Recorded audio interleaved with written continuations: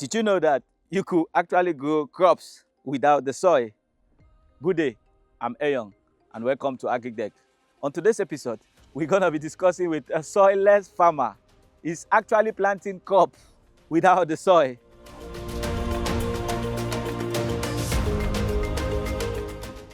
I'm Farmer Samson Ogbole, team lead, Soilless Farm Lab. When you say soilless farming, do you plant in the air or in water, or what is soilless farming? Yeah, so the whole idea of soilless farming is first to be able to grow plants without depending on soil. Okay. And the underlying passion or goal for that is being able to grow crops year round. As a nation, food fluctuation when it comes to price of food, it's a norm. Some few months ago, the price of tomatoes was like for the rich. Today, the price is back down. And you realize that the reason why we have all of that is because of the seasonality-based food production. And for us as a company, we want to ensure that we are able to use precision-based farming to remove that seasonal-based production. Because we believe that if we can get to a point where farmers can produce throughout the year, by default, the cheapest that the price of food can be becomes the regular price of that food. One of my mentors would always say, the quickest way to take people out of poverty is take out hunger. And the fastest way to take out hunger is make food affordable, remove that seasonality. And that is what we want to do. So what really inspired you into this venture? Yeah, I didn't study agri. What inspired me are two prongs. The first prong is man must survive. Okay. You can't depend on others for livelihood. The second was faith. So when I say faith, I'm sure for most Nigerians, they know that when you finish your university, your first degree, you need to serve. And I was opportune to be thrown to IITA for service. And I had no idea what IITA was before then. But again, I was very fortunate that the department I was, Yam Improvement for Income and Food Security in West Africa, acronym YIFSWA, then it was in their first year, YIFSWA 1. They were just starting, and it was an eye-opener to what agriculture could be. I remember that day I saw my boss, Dr. Nobel Maria, great man. He was coming to the office with a jeep. And I'm like, what they said is a farm. How is this man coming to office with a jeep? Like, jeep, like, no, what happened to bicycle and all? And at first it was eye-opening to say, okay, there were lots of other people, not just him, other top guys in the institute, all in clean cars. And I'm like, okay, this is different. Then we started the whole farming process. It was intriguing from the scientific point of view that we were growing yam without soil and all of that. It was intriguing not because we were growing yam without soil, because unfortunately, like I said, I didn't study agric. So for me, I did not even know it was something out of the ordinary. It just felt like, oh, let's grow yam without soil. Okay, sir. In my head, that's how it has been done. So it didn't come to me like, it took, I think, 2 years after when I started telling people what we were doing. They're like, how? And I'm like, oh, was I supposed to be surprised? But the real seeking point for me was, I remember at some point it was time for us to do the whole harvest of the first set of yam. And Dr. Maria comes in and goes, oh, we need to do some scientific tests. We will do palatability, we will do this, we will do that. I studied biochemistry. That for me was, okay, this is what I studied in school. How are you trying to do this in agric? How are you trying to look for somebody to do this for you in agric? This is what I studied. I can do this. And in trying to run all of those tests and get results, I suddenly remember the issue I've always had in university, which was a basic issue, which was, why is it that they say tomatoes contains lycopene that can prevent prostate cancer in men? Nigerians eat too much tomatoes. Okay. Our men are having too much prostate cancer. Okay. Is the school lying? Or is the tomatoes fake? Nobody could answer that. But now I was in a research institute and I said, wait, I can actually behind the scene grow some tomatoes and run this test myself. Okay. And I did that, and it suddenly hit me that, the school did not lie. The way the tomatoes are grown has an impact on how the crop's nutrient would come out. Okay. And I suddenly realized this thing that felt like nothing to me was a big deal in the world. Or maybe not in the world, in Nigeria. And then the eureka moment, courtesy of a good friend of mine, Barrister Odoka, he goes, turn this thing to a company. Okay. That was it. So I didn't start off trying to say, I want to be a farmer. It was a process of discovery. Like, I remember the early days I tell people, I'm a researcher, I'm not a farmer. Okay. But I now realize nobody pays you for research. People pay for farm produce. Yes, that's right. So I need to produce to make money. When you research, wow. All the time we grew plants in the air. Wow, that's wonderful. Nobody paid. We were as broke as before we started. So, yeah. Can we plant any kind of crops using this method, or are there particular crops that we can use this soilless planting method? Theoretically, you can grow every plant without soil. Not every crop makes economic sense without soil. Okay. It's like saying, can I grow ugu anywhere in the world? Ugu is, for those people that don't understand what ugu is, pumpkin. Yes. Okay. Can I grow ugu and become a trillionaire in Nigeria? Maybe not. Can I grow ugu in South Africa or Canada and become a trillionaire? Maybe yes. Same crop, but in a different location, it is not seen as a norm. So those who will buy it are probably Nigerians or people that have affinity for it. So they will pay more. Fair. Same thing with the technology. It can grow everything, but not everything makes economic sense. It's like saying, can I rear a lion, an elephant in my house? Sorry, in your house, sir. Yes. But now 6 months after raising the lion, when you hear say lion, they chop goat per day. Only you will tell the lion, work out and go. go to your bush.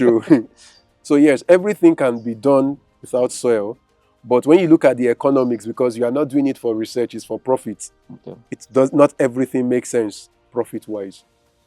What are the soilless farming techniques used, like aquaponics, hydroponics? What other method, and how are they like? It depends. So, like I always say, they have about 8 or 9 names. Their naming ceremony. For me, what is most important is not the name, is understanding first your locality. Your locality. For example, I am in Ogun State. Okay. In Ogun State, people process rice. Okay. I can use the shaft of rice as a replacement for soil. Shaft of rice is, in quote, affordable because it's waste from rice. Okay. If I leave Ogun and I go to Nairobi, Kenya, okay, rice is not a big deal for them. Processors are not a lot. If I choose to use the same rice shafts in Nairobi, I will be spending a whole lot. But in Nairobi, they have perlites and vermiculites okay, naturally occurring that they can use as replacements. Okay. But if I want to use perlite and vermiculite here, I will need to import. I am spending a lot. So what is important is understand the principle, understand your environment, know how to apply the principle of soilless farming with your environmental advantages to have an edge. So you hear people say things like, they said we should do greenhouse. I started greenhouse farming. It did not make profit, blah, blah, blah. The problem is you imported a technology you did not acclimatize to your locality. That's it. So you realize that, because most people forget that the technology itself is not the solution. It's true. It's just to enable a solution. Soilless farming itself is not a solution. I can do soilless farming and run broke. Somebody else can do that same soilless farming and become a millionaire. Yeah. Why? We understand how to use that technology based on the context of our environment. I mean, I know at times Mama will go to the market to buy tomatoes. Mm-hmm. I don't know if Mama has ever entered the market and went, I want tomatoes from soilless farming. No, she wants tomatoes. Yeah. Technology is to enable me. The market does not care. But I need to now understand the principle to know how to properly utilize it. Another way to explain that would be, we are right now in like a shed. Okay. What matters to whomever is coming here is, I need a shed to sit. There is a zinc roof, is a shed. There is this, is a shed. I can use a canopy, is a shed. Somebody can now say, I built a shed and it was too expensive. The question will now be, which material did you use? Because at the end, the purpose is the same. But if I use the wrong tool that becomes too expensive, it can take out the profits and set me on the path to poverty. At the end, we just blame Agric. That's fair. Makes Yeah. sense. Speaking of environmental impact, what environmental impact does soil farming have? So we call it more of so there are two ways to look at environmental impact. There is either it is mitigating against climate change, or it helps you to adapt to climate change.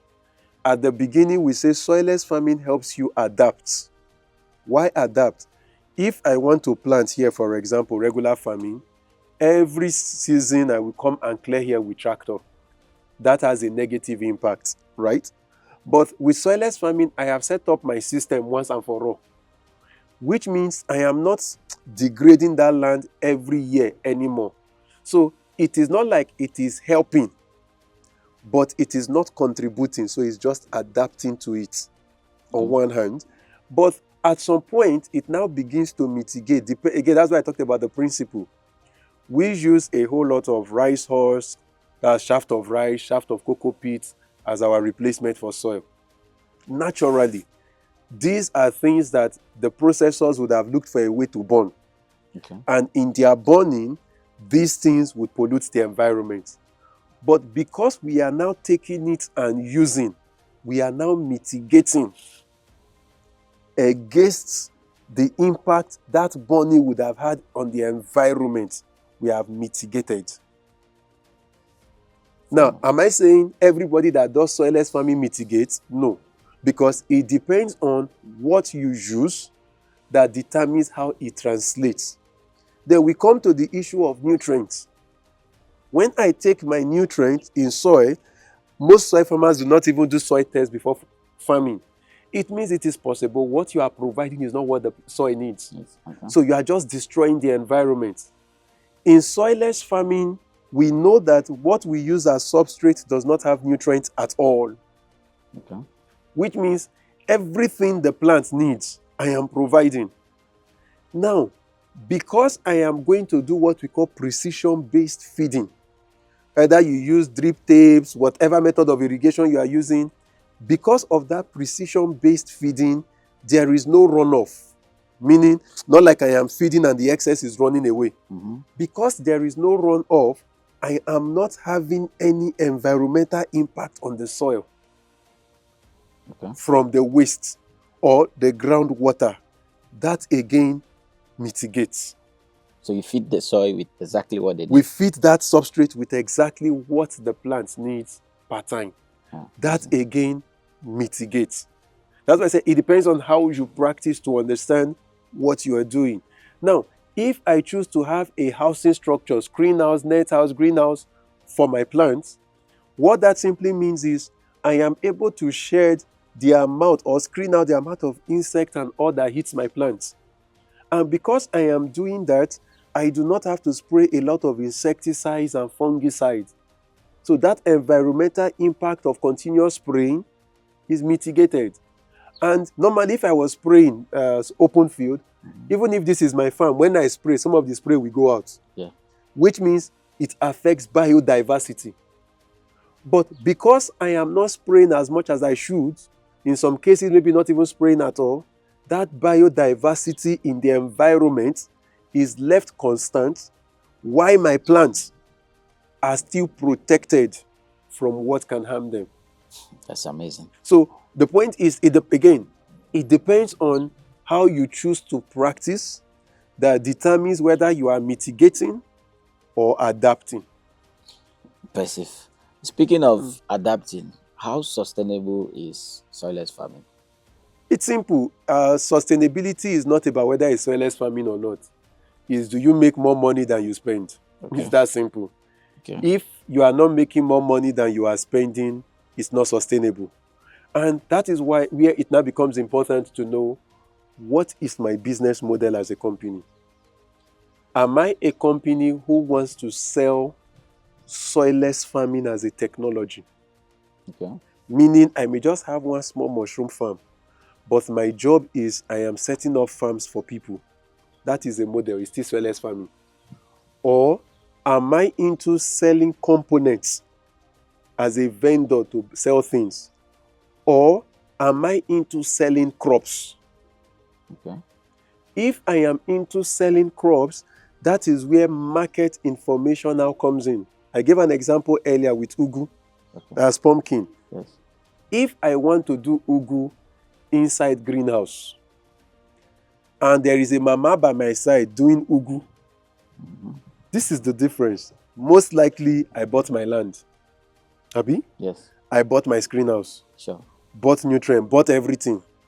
The mama by my side got land for free, inheritance. The children are the people coming to do the farming.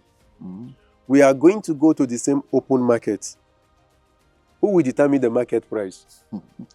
It's mama. The mama will determine. Now, is it ugu that is not profitable when I fail? No. Is it the technology itself that is not profitable? No. It is the user that used it wrongly. Okay. Never making any sense. Yes, fair. I'll give you an example that might be shocking. On the farm here, I have ugu. Okay. We have about 500 and something greenhouses. Over 60 or 70 are ugu houses. But those ugu are not for the local market. They go to the UK. Oh. The local market woman will not take her ugu to the UK. So the profitability is not dependent on the technology. It's the market. Where are you selling to? Okay. If I am doing pepper, the person that sells pepper to the president and the person that sells pepper to the mechanic, you are both pepper seller. One will ride car, the other one will be seeing car pass. So in terms of energy consumption, are there some energy requirements for soilless farming? Awesome question. That's why I talked about adapting. We have a farm that we built for somebody in Dubai, for example. Okay. The farm is indoor. They have LED light, all the whole shebang. You enter the farm, you are like, oh Lord, if I can't make heaven, let me come here.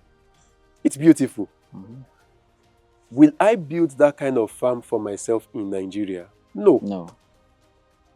The energy requirement for my farm here is the same energy requirement an open field farmer will need who has irrigation. Okay. We have in Nigeria, we have light. In short, our sunlight is too much. Okay. Abi? Yes. Why am I trying to build a farm where we put in LED lights? Okay. That is extra cost. So I only need power to pump water from borehole to the tank. Every other farmer who has a large open expanse land with irrigation uses the same power that I use. Okay. We will both pump water. Abi? Yes. But guess the sweet part? They will even spend more money on power than I will spend. Why so? Because when they put their irrigation on, some of the water will go into the soil unavailable for the plants. Okay. Mine will remain for the plants. So yours is precision. It's just going directly to the plant. Okay. So my power consumption is way lower. Again, for the viewers, so they don't get it wrong. Am I saying every soilless farming system does not use power? No. I am saying the way I have adapted mine is to ensure that my power consumption is just to pump water to the tank. And once the water gets to the tank, I use gravity to release, and I'm done. Okay, that's impressive. And speaking of starting up a soilless farm, what is a startup cost compared to traditional farm? Without being told, traditional will be cheaper. Because I mean, traditional, just find land, open, clear, farm have started, just throw the seed, God will water. It's cheaper. But you see, in business, we look at business from the perspective of not how much it takes me to start. No. But how much does it cost me to run? Okay. So let me feel free to explain that. If I buy a car for 10 naira, which is affordable, but every week I need to spend 100 naira on that car. Okay. Versus I bought a car for 500 naira, but every week I only need to spend 10 naira. Okay. Which one is the better business? So you have the initial setup cost, which is higher, but the running cost is which lower. is cheap. Okay, that's fair enough. The startup cost for Soilless is high. The running cost is very cheap because when it is end of the cycle, I'm not looking for who to clear the land. I don't need a lot of people to come and start helping me to do weeding.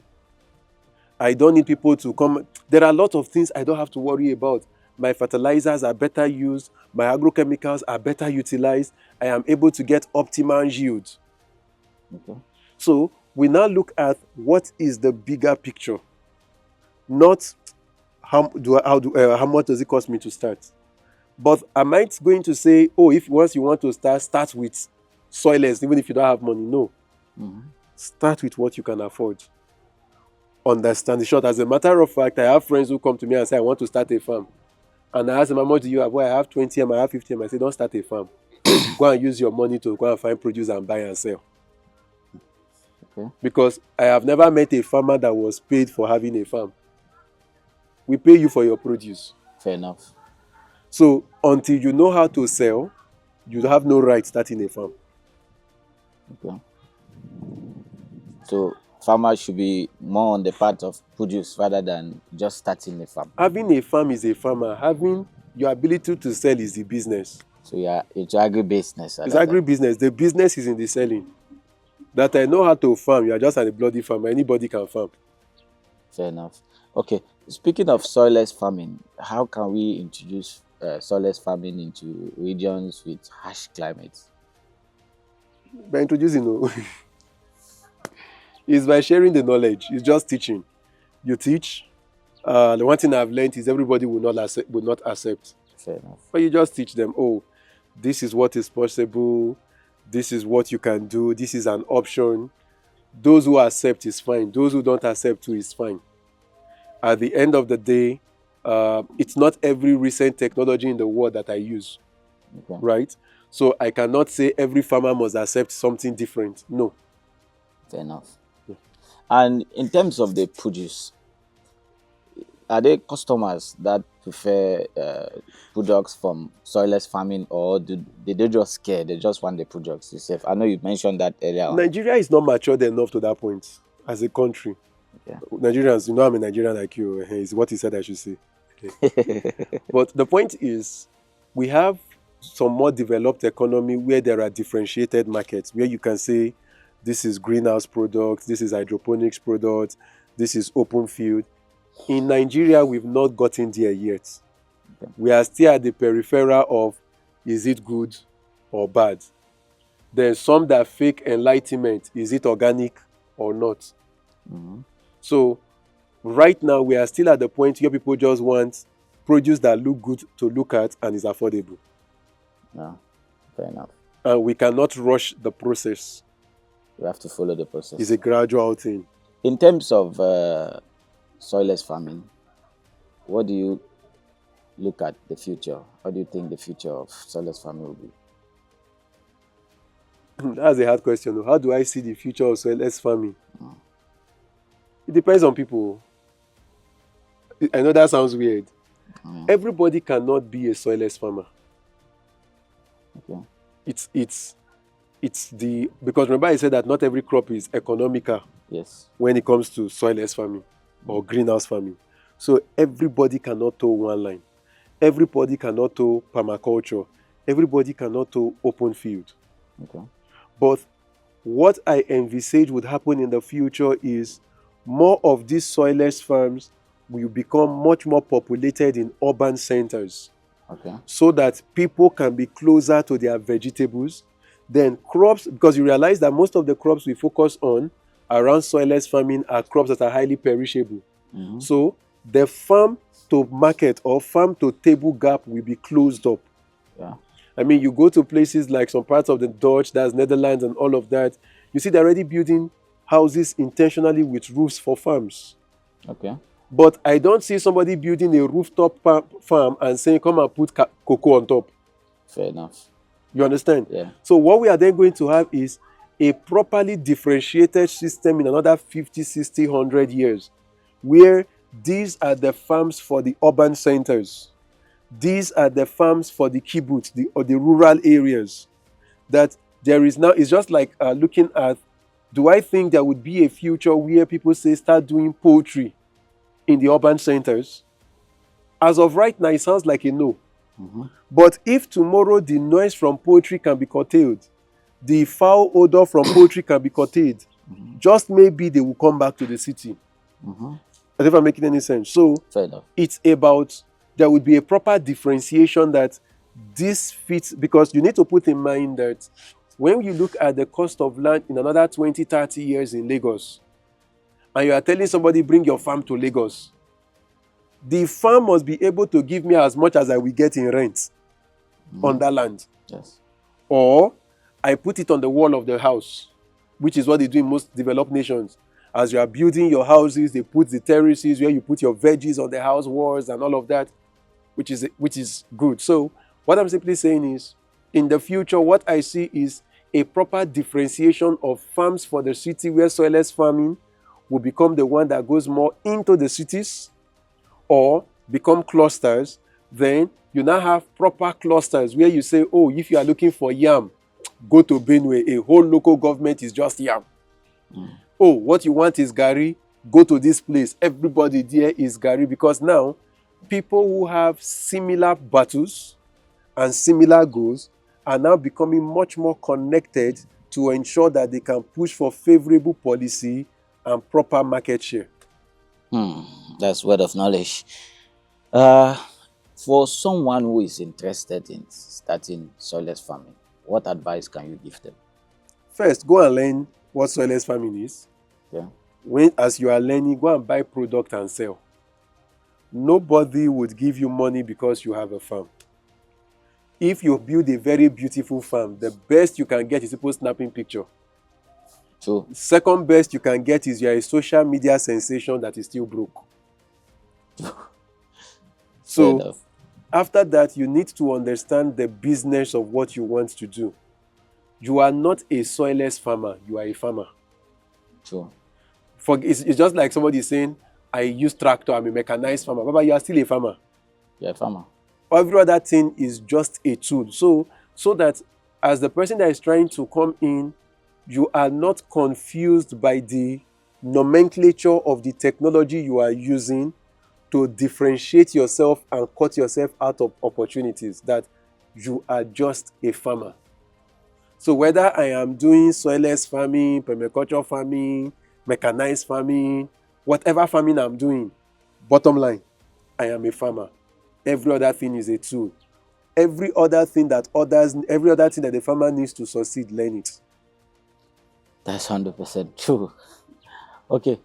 Are there some challenges in soilless farming? Yes, knowledge. Okay. It is easy to run to somebody to say, I planted pawpaw, it did not grow. And you'll be like, in my village, you'll be growing pawpaw, and I tell the person you planted it in water, it did not grow. Why? You not see land?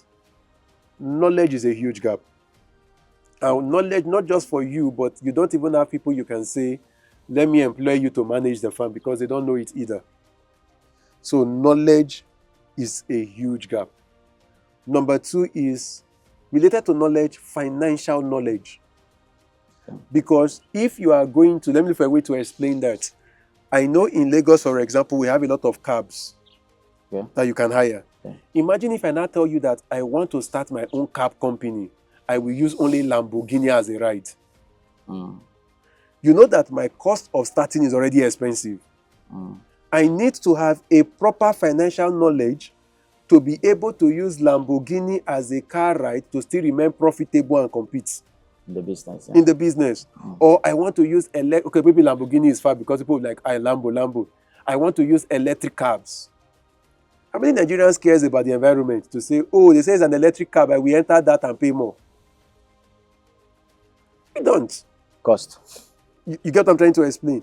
So if I am going to pick soilless farming, I then need to understand finance.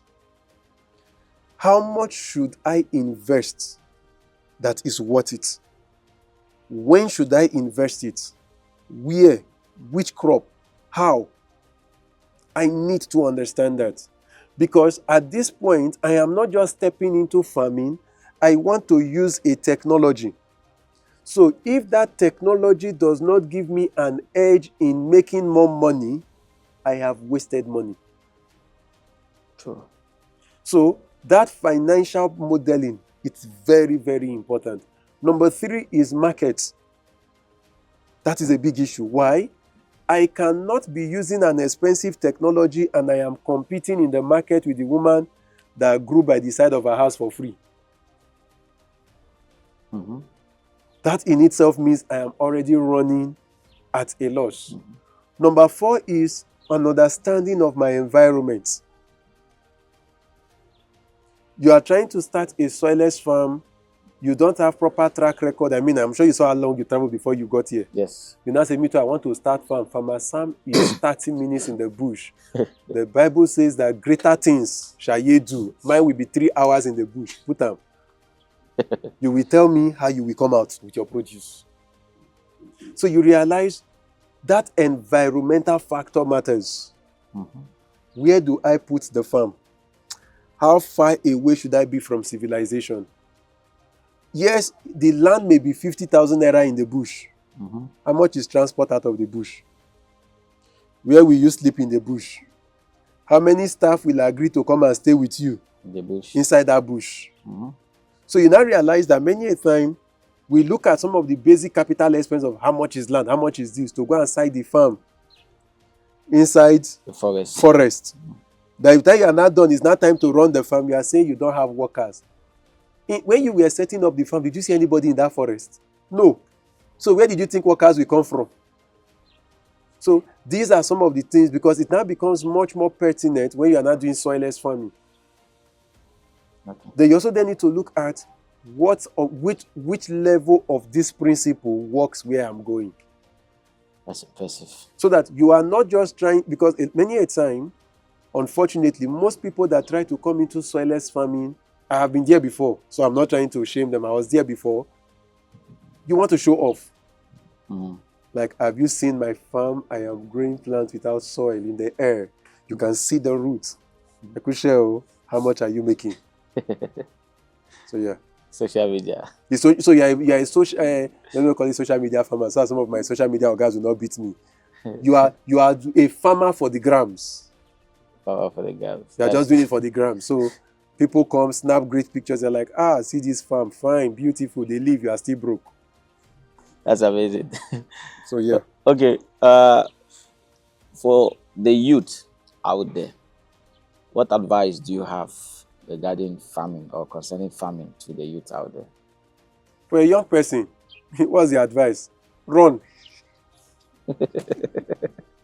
So yeah, what's the advice? It's not about farming or not farming. I'll just say find something doing. Go and get work. Okay. It doesn't have to be a farm. Just get work. I'm not saying get a job. A job is somebody has to pay you. Just get work. Volunteer somewhere. Develop a skill. Like I said, I did not know if while I was in university, somebody told me you were going to end up being a farmer as a prophet. I just said the prophet, Baba, you be fake. Find work. Develop skills. Learn something. Then for those who are looking at farming area, they need to understand that agriculture is more than farming.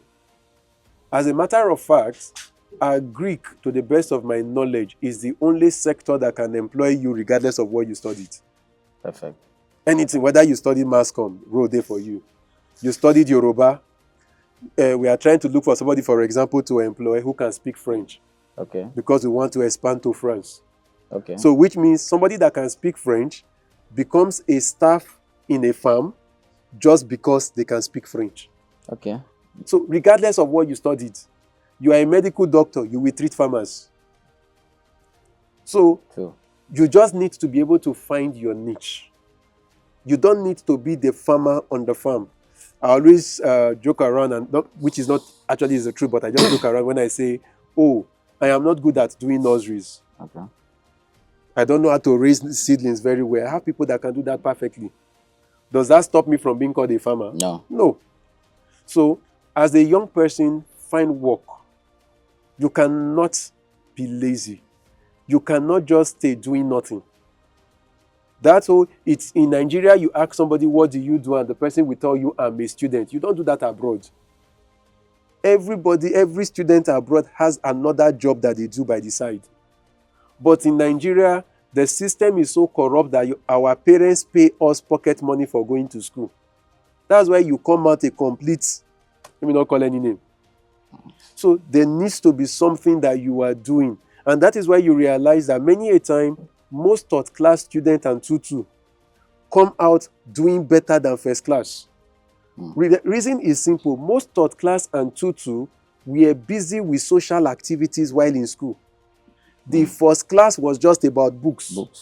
When he graduates, he is very intelligent but socially stupid. Okay.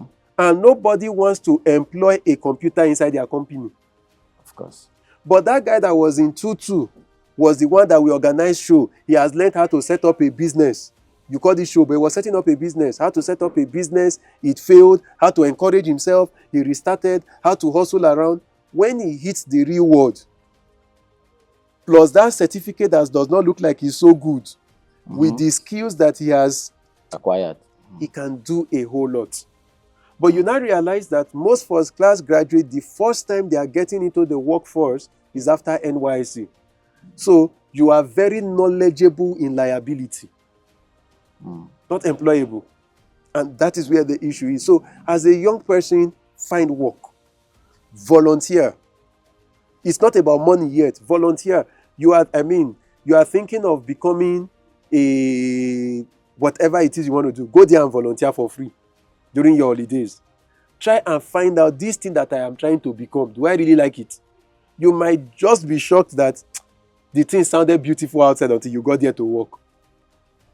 Okay. You start developing skills. So I would say for a young person, go and work.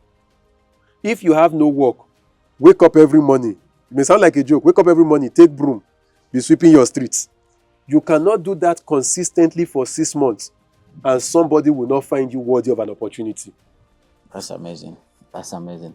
Speaking of volunteering, we see that more than 1,000 people here at Soilless Farming. Yeah. For someone who is interested in Soilless Farming, how can they get in touch? You just go on the website. If they are aged 18 to 29 only, Okay. they can apply. If selected, they join them for 3 months for free. Okay. We will give them accommodation. They will get monthly stipends. Oh, that's amazing. And the website? www.sfarmlab.com. Thank you so much for having us. It's been an amazing and awesome experience. Thank you so much. Sir. We wish you the very best in all your agricultural endeavor, and you, an authority, will look up into the world of farming. We truly appreciate having time with you. Thank you so much, Papa. Thank you, sir. Much appreciated. Thank you. Thank you. Thank you for coming. Thanks. Dear viewers, you heard it all from the man who can grow plants in the air. What are you waiting for? Please get yourself something to do. Thanks for watching. If you are new to our channel, kindly subscribe, click the notification bell, like, comment, so you never miss an episode on agriculture that matters. Until then, peace.